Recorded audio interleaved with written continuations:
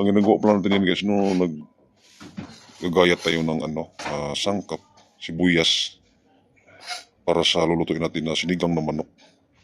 Yan. Saka yan, manok na yan. Yan guys, mga bumili tayo sa palengke kanina, mga 3/4 kilo lang yan guys. Kung di ba binili natin, mahal kasi kilo ng manok. Kaya kung di lang binili natin. Saka yan, may importante lang guys, may masasabaw tayo.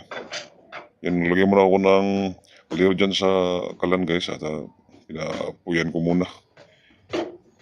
Lagyan ko ng kunting mantika para isangkot sa kumon na kasi para mawala yung lansa bago natin sabawan. Yan, isang ko na kunting mantika. Tapos pinitin natin yan ng konti lang. Pinitin natin ng konti. Tapos maya ilagay natin yung sangkap. Yan. Siguro, init na yan, pwede na yan. Ilagay natin yung sangkap. Kaya hindi na ko ito lagay sa sangkap. Ilagay natin. Sibuyas na guys sa kaluya. Yan lang.